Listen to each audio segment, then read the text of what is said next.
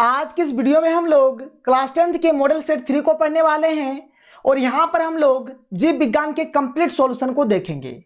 अगर आपने अभी तक भौतिक विज्ञान और रसायन विज्ञान के कंप्लीट सॉल्यूशन को नहीं देखा है तो मैं इस वीडियो के डिस्क्रिप्शन बॉक्स में आपको लिंक दे दूंगा, आप वहां पर जाकर देख सकते हैं।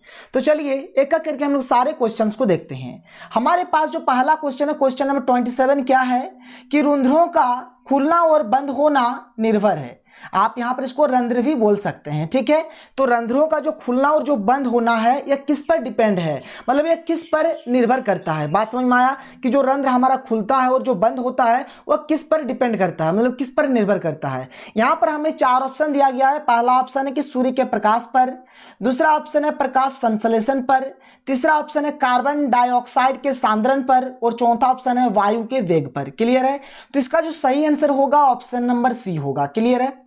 अब बहुत सारे बच्चे सोच रहे होंगे कि सर हमने शर्मा गैस को पढ़ा है जहां पर हमारा ये आंसर लिखा हुआ है कि प्रकाश संश्लेषण पर, ठीक है। तो अभी मैं आपको एक बुक का कटिंग दिखाता हूं और ये जो बुक है ये NIOS का बुक है, ठीक है। इसको मैंने नेट से डाउनलोड किया, वहां पर जब मैंने इस चीज को पढ़ा तो मुझे इसका सॉल्यूशन ये मतलब सी ही मिला, मतलब कार्बन डाइऑक्साइड के सांद्रण पर। मतलब जब कार्बन डाइऑक्साइड हमारा घटता है बढ़ता है इसी से मतलब रंध्र खुलता है और बंद होता है। चलिए मैं आपको दिखाता हूं जो बुक का कटिंग है। ये हमारे पास बुक का कटिंग है, आप इसका एक स्क्रीनशॉट ले लीजिए सबसे पहले ताकि आपको एकदम अच्छे तरीके से समझ में आएगा। देखिए अब आप सभी जानते हैं कि जो प्रकाश संश्लेषण की जो क्रिया होता है कब होता है सर, तो दिन में होता है, रात में तो होगा नहीं। क्योंकि देखिए प्रकाश संश्लेषण होने के लिए सूर्य तो एकदम चाहिए ही चाहिए, सूर्य रहेगा तभी ना सूर्य का प्रकाश होगा। तो दिन में हमें मतलब सूरज मिलेगा जहां से सूर्य का प्रकाश मिलेगा, प्रकाश संश्लेषण होगा, लेकिन रात में तो प्रकाश संश्लेषण नहीं होगा। तब यहाँ पर 2 कंडीशन यहाँ पर जनरेट हो रहा है। एक कंडीशन हमारा ये वाला हो गया, एक कंडीशन हमारा ये वाला हो रहा है। क्या यानी यहाँ पर एक प्रकाश का बात हो रहा है और एक अंधेरा का बात हो रहा है। तो अगर आप यहाँ पर देखेंगे तो क्या हो रहा है कि प्रकाश में तो प्रकाश संश्लेषण के दौरान CO2 का उपयोग, यहाँ पर CO2 का उपयोग होता है और यहाँ पर CO2 की कमी होती है। CO2 की क्या होती है, कमी, मतलब यहाँ पर CO2 कम हो जाता है। हम सभी जानते हैं दिन में हम देखिए आप सुने होंगे कि रात के टाइम बोला जाता है कि आप पेड़ के नीचे मत रहिए ज्यादा देर। क्यों, तो जो पेड़ होता है ना वो रात के टाइम क्या करता है, CO2 मतलब अधिक मात्रा में छोड़ता है। CO2 अधिक मात्रा में छोड़ता है कब, रात को ये CO2 अधिक मात्रा में छोड़ता है। इसीलिए कहा जाता है कि आप मतलब रात के टाइम पेड़ पौधों के पास मत रहिए। क्लियर है, ठीक है। तो देखिए यहां पर अगर दिन का बात किया जाए तो यहां पर CO2 की कमी होती है, CO2 की कमी होती है। तो CO2 की कमी होने से क्या होता है, यहां पर देखिए रंध्र खुलता है। रंध्र क्या होता है, रंध्र खुलता है। क्लियर है। जब अंधेरा होता है तो अंधेरा के टाइम में क्या होता है, देखिए यहां पर CO2 क्या होता है, देखिए अंधेरा के टाइम में क्या होता है, CO2 की मात्रा बढ़ जाती है और जब CO2 की मात्रा बढ़ जाती है तो यहां पर क्या होता है, रंध्र बंद हो जाता है, रंध्र बंद हो जाता है। और यहां पर देखिए इतना कुछ प्रोसेस होने के बाद होता है। तो आप चाहे तो इसका एक स्क्रीनशॉट लेके आप समझिए। क्लियर है। तो यहां पर सब कुछ किसके ऊपर डिपेंड है, तो CO2 के सांद्रण के ऊपर डिपेंड है, मतलब CO2 के कमी और वृद्धि के ऊपर ये डिपेंड करता है। बात समझ में आया, कोई दिक्कत नहीं है। चलिए अब आप यहां से पता कर सकते हैं कि इसका जो सही आंसर होगा, इसका सही आंसर क्या हो जाएगा, ऑप्शन नंबर सी होगा। क्लियर है। क्वेश्चन नंबर 28 देखिए क्या है कि परागकोश में होते हैं, ठीक है। परागकोश में क्या होते हैं, तो परागकोश में परागकण होते हैं। तो इसका सही आंसर हो जाएगा ये ऑप्शन नंबर डी। बस कुछ नहीं आपको याद रखना, देखिए यहाँ पर भी पराग है आपका और यहाँ पर भी आपका पराग है। तो बस इस प्रकार से आप याद रख सकते हैं, पराग से परागकोश से परागकण।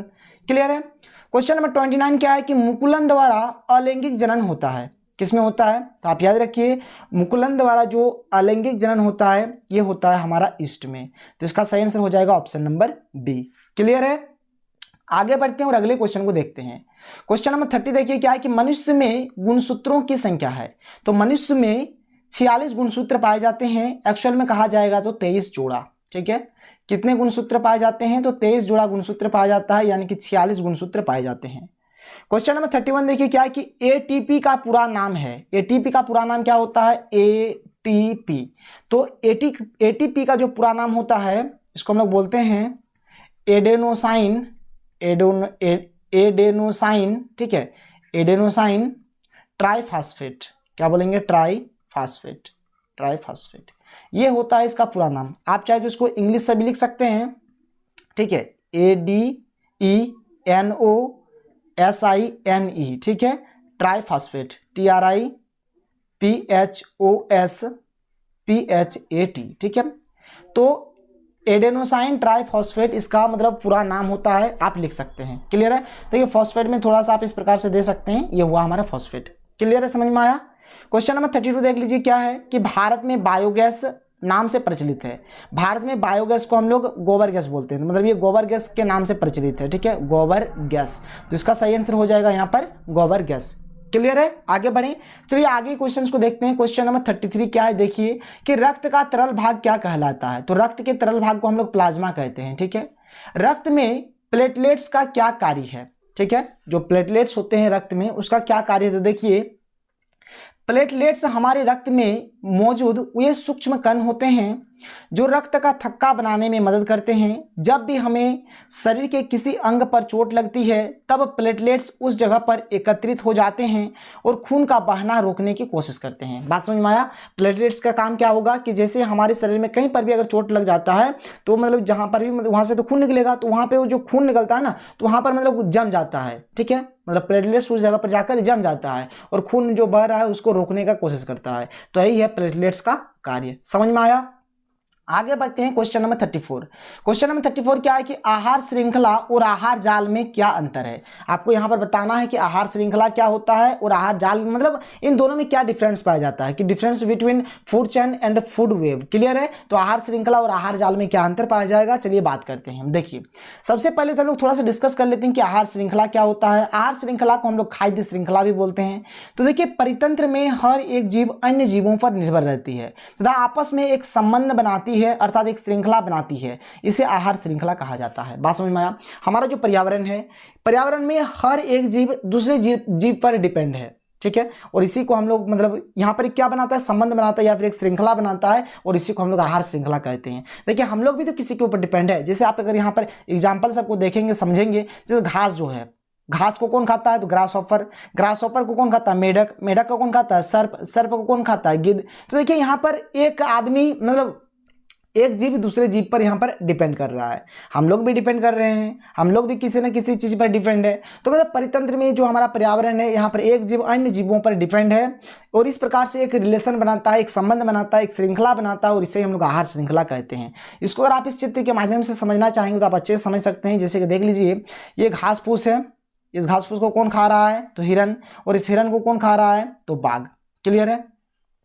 यहाँ पर ये जो है इसको मतलब ये बिच्छू खा रहा है, बिच्छू को कौन खा रहा है? मछली। मछली को कौन खा रहा है? बगुला। यहाँ पर आप देखें, यहाँ पर ये घास फूस है, इसको कौन खा रहा है? एक मतलब कीट है। ठीक है, जिसको हम लोग ग्रास हॉपर बोलते हैं, इसको हम लोग टिड्डा भी बोलते हैं। क्या बोलते हैं? टिड्डा। अभी मैं आपको समझाऊंगा, अच्छे से दिखाऊंगा। आप टिड्डा मतलब समझ नहीं पा रहे हैं क्या है क्या नहीं है। अभी मैं जब आपको चित्र दिखा दूंगा ना तब बोलेंगे अरे ये टिड्डा है, अभी आप समझ जाएंगे। और इस टिड्डा को कौन खा रहा है? तो इस टिड्डा को मेढक खा रहा है। इस मेढक को कौन खा रहा है? सर्प खा रहा है, यानी कि सांप खा रहा है। इस सांप को कौन खा रहा है? तो बाज खा रहा है। जैसे यही वाला, ये जो है ना यही वाला यहाँ पर मैंने अच्छे तरीके से लिख दिया। देखिए ये घास है, घास को कौन खा रहा है? तो ये टिड्डा खा रहा है। टिड्डा को कौन खा रहा है? तो मेढक। मेढक को कौन खा रहा है? तो सांप। सांप को कौन खा रहा है? बाज। और ये सब जो है ना ये वाला ये वाला ये वाला ये वाला ये वाला ये सब को हम लोग पोषी स्तर बोलते हैं। अभी मैं आपको आगे बताऊंगा, इस पर बेस्ड भी एक क्वेश्चन है।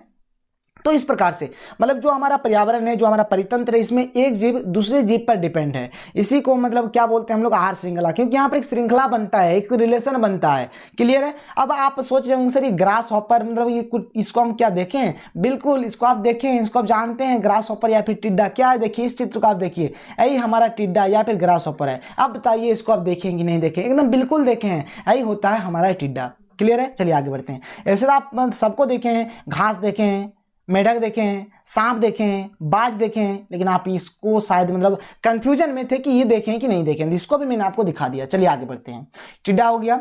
अब यहीं से हमारा डिस्कस करते हैं थोड़ा सा आहार जाल। आहार जाल को हम लोग खाद्य जाल भी कहते हैं। तो क्या होता है देखिए, परितंत्र में कोई भी आहार श्रृंखला स्वतंत्र रूप से नहीं चल सकती है, जिसमें एक आहार श्रृंखला के जीव दूसरे आहार श्रृंखला के जीवों को खा जाती है। इस प्रकार एक जाल जैसा संरचना बनाती है, इसे आहार जाल कहते हैं। जैसे कि आप देखेंगे अगर यहाँ पर ध्यान से, ये तो हमारा एक आहार श्रृंखला है।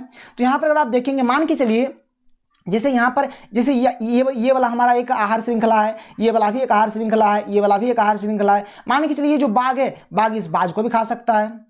अगर पकड़ में आ जाए तो, ऐसे उड़ देगा तो नहीं पकड़ नहीं सकेगा। या फिर ये जो ये जो है, ये जो बाघ है, मान के चलिए इस मेढक को खा गया, कहने का मतलब खा तो सकता है क्योंकि वो मांसाहारी है तो खा सकता है, ठीक है। या फिर ये जो बाघ है ये इस मछली को खा गया, मतलब इस प्रकार से खा सकता है वो। अब खाएगा नहीं खाएगा उसको ऊपर डिपेंड करेगा। तो यहाँ पर यही चीज बोला गया है कि आहार जाल में क्या बोला गया है, देखिए कि परितंत्र में कोई भी आहार श्रृंखला स्वतंत्र रूप से नहीं चल सकती है। बात समझ में आया कि परितंत्र जो हमारा पर्यावरण है, यहाँ पर कोई भी आहार श्रृंखला है जो वो मतलब स्वतंत्र रूप से नहीं चल सकता है। इसमें क्या होगा कि एक आहार श्रृंखला के जो जीव होंगे ना दूसरे आहार श्रृंखला के जीवों को खा जाते हैं और इस प्रकार एक जाल बनता है, ठीक है। और इसी को हम लोग क्या बोलते हैं, आहार जाल या फिर खाद्य जाल बोलते हैं। इस चित्र को आप देखिए ध्यान से समझेंगे, ठीक है। जैसे कि मैंने आपसे कहा ना, यही तो चीज मैंने आपसे कहा ना कि जैसे देखिए अनेक आहार श्रृंखलाओं से बना आहार जाल। जैसे कभी मैंने आपसे कहा कि ये जो हमारा जैसे ये मछली है, मछली को ये खा रहा है, इसको ये बाघ खा जाएगा, क्लियर है। या यहाँ पर ये जो हरिन है, ये हरिन जो है इस हरिन को बाघ खा जाएगा। तो इस प्रकार से मतलब खा सकता है, इस प्रकार से खा सकता है। अब जैसे अगर यहाँ पर ये दिखा जाए, जैसे सांप है, इस सांप को ये भी खा सकता है, इस सांप को ये मोर भी खा सकता है। खा सकता है क्या, खाता है। बात समझ में आ रहा है कि नहीं। तो इस प्रकार से मतलब बनता है और यहाँ पर जो एक जाल टाइप का बनेगा और इसी को हम लोग आहार जाल या फिर खाद्य जाल कहते हैं।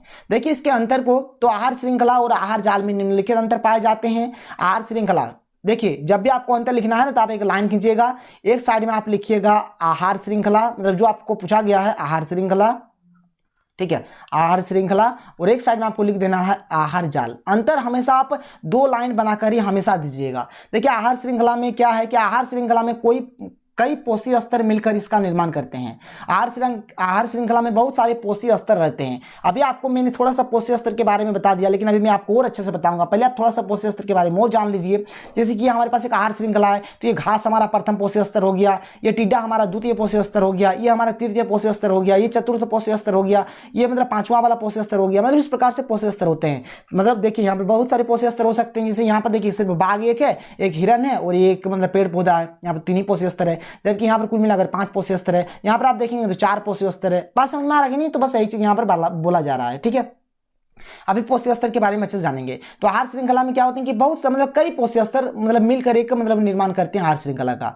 इसमें ऊर्जा के प्रवाह की दिशा एक सरल रेखीय होती है, मतलब एक रेखीय होती है, ठीक है। आहार श्रृंखला सामान्यतः 3 अथवा 4 चरण की होती है और यह सरल होती है। आहार श्रृंखला का बात किया जा रहा है। आहार जाल का बात करें तो कई आहार श्रृंखला मिलकर आहार जाल का निर्माण करती है, ठीक है। मतलब इसमें बहुत सारे आहार श्रृंखला मिलकर एक आहार जाल का निर्माण करेंगे। इसमें ऊर्जा का प्रवाह शाखान्वित होता है, यह एक जाल की तरह होता है जिसमें कई चरण होते हैं और यह जटिल होती है, क्लियर है। तो आहार श्रृंखला और आहार जाल का जो डिफरेंस था मैंने आपको बता दिया। आगे बढ़ते हैं, आगे देखिए जीनों की किन्हीं 3 विशेषताओं का उल्लेख करें। जो जीन होता है, ठीक है, अब जीन के बारे में समझते हैं। सभी जीवों में आनुवंशिक लक्षणों का नियंत्रण एवं संचरण आनुवंशिक इकाइयों द्वारा होता है। मेंडल ने इन इकाइयों को कारक कहा था। बात समझ में आया। मेंडल ने इन इकाइयों को क्या कहा था, कारक कहा था। और जॉनसन ने इनके लिए जीन शब्द का प्रयोग किया था। मतलब अगर आपसे कभी भी क्वेश्चन पूछा जाए कि जीन शब्द का प्रयोग किन्होंने किया था तो आप बोलेंगे जॉनसन ने, क्लियर है। अब देखिए यहाँ पे क्या कहा जाता है, जैसे आप एक चीज देखेंगे, मान के चलिए कोई एक परिवार है, अगर मान के चलिए उस परिवार के फैमिली मतलब जो सदस्य अगर बोना टाइप के, तो आप देखिएगा कि उस परिवार में जितने भी सदस्य होंगे लगभग बोने ही होते हैं। तो यही तो होता है आनुवंशिक गुण, यही को तो बोलते हैं आनुवंशिक गुण। मतलब एक पीढ़ी से दूसरी पीढ़ी में वो स्थानांतरित हो जाता है। तो यही चीज यहाँ पर कहा जा रहा है कि सभी जीवों में आनुवंशिक लक्षणों का नियंत्रण एवं संचरण आनुवंशिक इकाइयों द्वारा होता है। और मेंडल ने इन इकाइयों को क्या कहा है, तो कारक कहा है। और जॉनसन ने इसके लिए जीन शब्द का प्रयोग किया है। जीन का कुछ विशेषता है, देख लीजिए। जीन संचरण की इकाई है जो जनक से संतानों में पहुंचती है। जो भी मतलब आपका जनक, जो भी पिता रहेगा, पिता से उनके पुत्र में या फिर पुत्री में या फिर उनके संतानों में पहुंचेगा। अब यहाँ पर मनुष्य का ही बात नहीं है, आप कोई जीव जंतु का भी बात कर सकते हैं। जिन गुणसूत्र के क्रोमेनेमा पर माला के मोतियों के समान रेखिक क्रम में लगे संरचना है जो आनुवंशिक लक्षणों का नियंत्रण करती है। जैसे कि देखिए किस प्रकार का चित्र रहता है, मैं आपको बता देना चाहूंगा। या फिर आप चाहे तो गूगल में सर्च करके देख लीजिए कि जीन मतलब जीन आप लिखेगा, ठीक है, इस प्रकार से आप जीन लिख दीजिएगा या फिर आप इस इंग्लिश वर्ड का यूज कर दीजिएगा। देखिए कुछ आपको इस प्रकार से मिलेगा, इस प्रकार से कुछ संरचना मिलता है, ठीक है। इस प्रकार से आपको कुछ संरचना देखने को वहां पर मिल जाएगा। इस प्रकार से संरचना रहता है और इस प्रकार से गोल गोल टाइप का बना हुआ रहता है। मतलब जो आप माला देखें ना, माला किस तरह का होता है, ऐसे तो होता है ना, मोतियों का माला जो मोती लगा हुआ होता है इस प्रकार से। तो बस सेम टू सेम वैसे रहता है। और यही हमारा क्या करता है, आनुवंशिक लक्षणों का क्या करता है, नियंत्रण करता है। अगला देखिए कि जीन डीएनए का वह भाग है जिसमें एक प्रोटीन या पॉलीपेप्टाइड श्रृंखला के संश्लेषण की सूचना होती है। बात समझ में आया? 3 विशेषता कहा गया था, मैंने आपको 3 विशेषता बता दिया। क्लियर है? आगे बढ़ते हैं, अगले क्वेश्चन को देखिए। अगला क्वेश्चन क्या है कि झारखंड तथा बिहार राज्यों में भी शिशु लिंग अनुपात तेजी से घट रहा है, इसका कारण लिखें। ठीक है, तो झारखंड तथा बिहार राज्य में शिशु लिंग अनुपात तेजी से घट रहा है, इसके निम्नलिखित कारण क्या है कि प्रजनन काल में स्त्रियों में मृत्यु दर अधिक होना, मतलब किसी भी स्त्री का जब गर्भावस्था में गर्भाशय में रहता है बच्चा, जब उनका डिलीवरी होता है तब बहुत सारी स्त्रियों का मृत्यु हो जाता है। इस कारण से एक हुआ देश में महिलाओं के स्वास्थ्य और शिक्षा पर ध्यान न दिया जाना। जो महिलाएं हैं देश में, उनके स्वास्थ्य के ऊपर, उनके शिक्षा के ऊपर ध्यान नहीं दिया जा रहा है, इसके कारण। और जो सबसे मोस्ट इंपॉर्टेंट है कन्या भ्रूण हत्या। आजकल तो ये एकदम ट्रेंड बन चुका है। ठीक है, कन्या भ्रूण हत्या। कन्या भ्रूण हत्या मीन्स क्या होता है कि भ्रूण हत्या मीन्स क्या होता है कि गर्भाशय में ही जो भी संतान रहेगा उसको मार देना। पुत्र रहेगा तो उतना जल्दी तो मारेगा नहीं, कन्या को ही केवल मारा जाता है, इसलिए इसको कन्या भ्रूण हत्या बोलेंगे। तो इन 3 कारणों के चलते जो भी शिशु लिंग अनुपात जो है ये धीरे धीरे घट रहा है। आगे बढ़ते हैं, अगले क्वेश्चन को देखिए। क्वेश्चन नंबर 37 क्या है कि पोषी स्तर क्या है? एक आहार श्रृंखला के उदाहरण दीजिए तथा इसमें विभिन्न पोषी स्तर बताइए। देखिए, अभी जैसे मैं पोषी स्तर का जिक्र कर रहा था, तो पोषी स्तर क्या होता है कि किसी आहार श्रृंखला में विभिन्न चरण होते हैं, इसके प्रत्येक चरण को पोषी स्तर कहते हैं, जो मैंने आपको शुरू में बता दिया। अब देखिए, जैसे हमने यहाँ पर एक उदाहरण ले लिया, जैसे कि घास है, घास को कौन खा रहा है? Grass hopper. मैंने आपको दिखा दिया ग्रास हॉपर यानी कि टिड्डा। इस टिड्डे को कौन खाएगा? मेढक। इस मेढक को कौन खाएगा? सांप। इस सांप को कौन खाएगा? गीद बोलिए या फिर बाज बोलिए, जैसे कि आप इस चित्र को देख सकते हैं। ठीक है, और यहाँ पर आप देखेंगे ये हमारा प्रथम पोषी स्तर है, जिसको हम लोग उत्पादक भी बोलते हैं। ये हमारा द्वितीय पोषी स्तर है, जिसको हम लोग प्राथमिक उपभोक्ता बोलते हैं। ये हमारा तृतीय पोषी स्तर है, जिसको हम लोग द्वितीय का उपभोक्ता बोलते हैं। ये हमारा क्या है? चतुर्थ पोषी स्तर है, जिसको हम लोग तृतीय उपभोक्ता बोलते हैं। और ये हमारा पंचम पोषी स्तर है, जिसे हम लोग क्या बोलते हैं? चतुर्थीय उपभोक्ता बोलते हैं। और सब चीजों को मैंने यहाँ पर लिख दिया है। देखिए कि प्रथम पोषी स्तर घास है, यह उत्पादक है। द्वितीय पोषी लिखिएगा यहाँ पर, ठीक है, पोषक नहीं लिखना, पोषी इस प्रकार से लिखना है। पोषी स्तर ग्रासहॉपर है, यह प्राथमिक उपभोक्ता है। तृतीय पोषी स्तर मेंढक है, यह द्वितीय उपभोक्ता है। चतुर्थ पोषी स्तर सांप है, यह तृतीय उपभोक्ता है। पंचम पोषी स्तर बाज है, यह चतुर्थ उपभोक्ता है। क्लियर समझ में आया? बहुत ही सिंपल है। मान के चलिए अगर आप इस एग्जाम्पल को नहीं लिखते, अगर आप कोई दूसरा एग्जाम्पल लेना चाहते हैं, देखिए यहाँ पे मैंने आपको बहुत टाइप का एग्जाम्पल बता दिया है, आप कोई भी लिख सकते हैं। ये अगर आप लिखेंगे घास को कौन खा रहा है? हिरन। हिरन को कौन खा रहा है? बाघ। तो यहाँ पर हमारा प्रथम पोषी स्तर हो गया, ये द्वितीय पोषी स्तर हो गया, ये तृतीय पोषी स्तर हो गया। ये हमारा उत्पादक होगा, ये प्राथमिक उपभोक्ता होगा, ये द्वितीय उपभोक्ता होगा। बात समझ में आया? तो आप किसी भी ढंग से लिख सकते हैं। यहाँ पर मैंने इतना सारा एग्जांपल बताया, आप चाहे तो अपने मन से भी एग्जांपल जोड़ के लिख सकते हैं। चलिए आगे बढ़ते हैं, अगले क्वेश्चन को देखिए। क्वेश्चन नंबर 38 क्या है कि चित्र का निरीक्षण करें और इस पर आधारित प्रश्नों के उत्तर दें। देखिए यहाँ पर पहला बात ये प्रश्न चिन्ह है। सबसे पहला देखिए क्वेश्चन क्या है कि चित्र क्या दर्शाता है? चित्र क्या दर्शा रहा है, इसको आपको बताना है। चित्र में जो प्रश्न चिन्ह है, प्रश्न चिन्ह का क्या होगा? आप देखिए जैसे यहाँ पर इस प्रकार का बना है ना, तो यहाँ पर ये जो प्रश्न चिन्ह है, यहाँ पर भी इस तरह का बनेगा, यहाँ पर भी इस तरह का बनेगा, यहाँ पर भी इस तरह का बनेगा, यहाँ पर भी इस तरह का बनेगा, यहाँ पर भी इस तरह का बनेगा, यहाँ पर भी इस तरह का बनेगा, यहाँ पर भी इस तरह का बनेगा। अभी मैं आपको दिखाऊंगा। तो यहाँ पर देखिए, यहाँ पर आपका प्रश्न चिन्ह रहे या फिर आपका क्वेश्चन में यहाँ पर इसमें प्रश्न चिन्ह दे दे, इसमें प्रश्न चिन्ह दे दे, मतलब वही चीज है। मतलब ये जो चीज है ना, ये जो चीज है, बस ये सब में भी वही चीज है। अभी मैं बताऊंगा, आपको दिखाऊंगा कि आपको आंसर कैसे लिखना है। चित्र में दर्शाई गई पत्ती किस पौधे की हो सकती है? मतलब ये जो चित्र में जो पत्ता दिखाया गया है, कौन से पत्ते का हो सकता है? आलू में कायिक प्रवर्धन किस प्रकार होता है? बताना है कि आलू में कायिक प्रवर्धन किस प्रकार से होता है। तो इस चित्र को आप देखिए ध्यान से, यही हमारा क्वेश्चन है। देखिए पहला क्या क्वेश्चन था कि जैसे हमारे पास क्या था कि चित्र क्या दर्शाता है, क्वेश्चन है। चलिए इसके आंसर को देखते हैं। तो चित्र ब्रायोफिल्म की पत्ती द्वारा वर्धी प्रचारण का होना दर्शाता है। चित्र में ए का नाम ए बोलिए, या फिर ये जो प्रश्न चिन्ह है, ये सब जो है, ये सब का क्या नाम है? तो इस सब का नाम है कलिका। इसको हम लोग क्या बोलते हैं? कलिका बोलते हैं।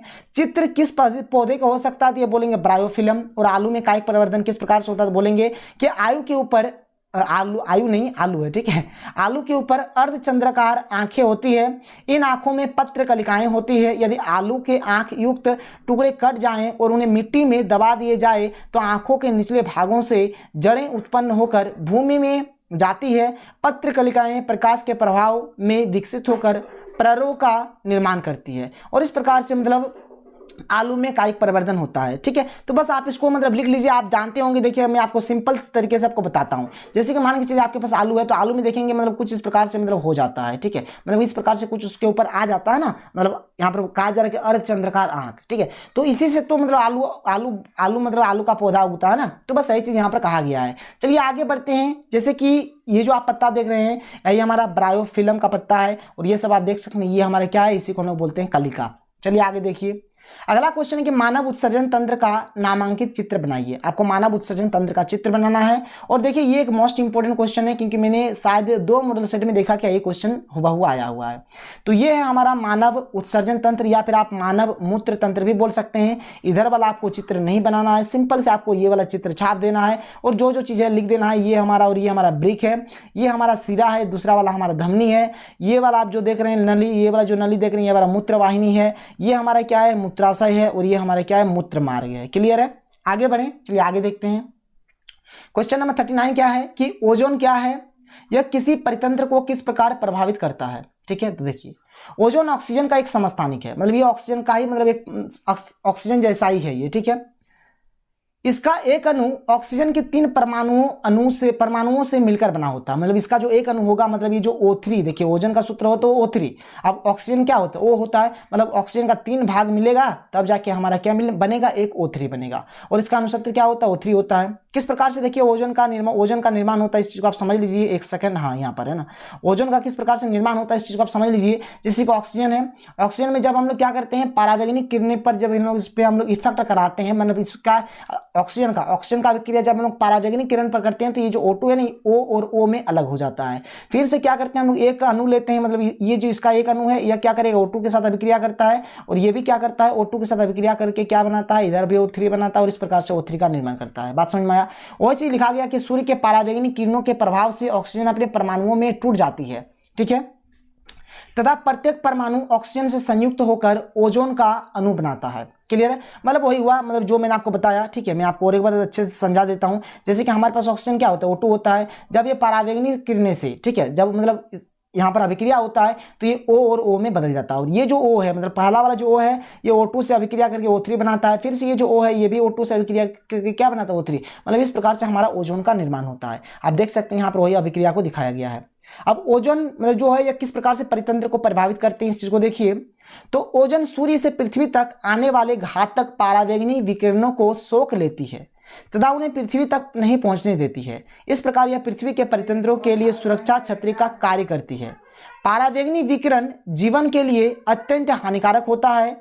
इससे त्वचा कैंसर, मोतियाबिंद आदि भयानक बीमारियां होती है। यह पौधे की पत्तियों को क्षतिग्रस्त कर देता है। बात समझ में आया? देखिए ओजोन परत का काम क्या होता है, मतलब ये छतरी, सुरक्षा छतरी जैसा काम करता है। मतलब ये जो सूर्य से जो परावैंगनिक विकिरणें आती है इसको मतलब रोक लेता है। अगर मान के चले अगर ये परावैंगनिक विकिरण जो है, ये परावैंगनिक किरणें हैं जो है, अगर हमारे पृथ्वी पर अगर आ जाए ना तो कैंसर, त्वचा कैंसर, मोतियाबिंद, ये सब जो भयानक बीमारियां हैं ये सब बढ़ जाएंगे, और ये जो पौधे का जो भी पत्ता रहेगा ये क्षतिग्रस्त हो जाता है। क्लियर है? तो ये था इस क्वेश्चन का आंसर। आगे बढ़ते हैं और देखिए ये हमारा लास्ट क्वेश्चन है, और ये हमारा अथवा में है। क्या है क्वेश्चन कि अमीबा में पोषण की विभिन्न अवस्थाओं का सचित्र वर्णन करें। ठीक है, तो अमीबा में किस प्रकार से मतलब पोषण होता है इस चीज को आपको बताना है। यहाँ पर आप ये 2 चित्र अभी देख सकते हैं। देखिए आपको अभी चित्र नहीं बनाना है, अभी मैं आपको एकदम बहुत ही सिंपल तरीके से इस क्वेश्चन का आंसर बताऊंगा, फिर आप मतलब कर लीजिएगा।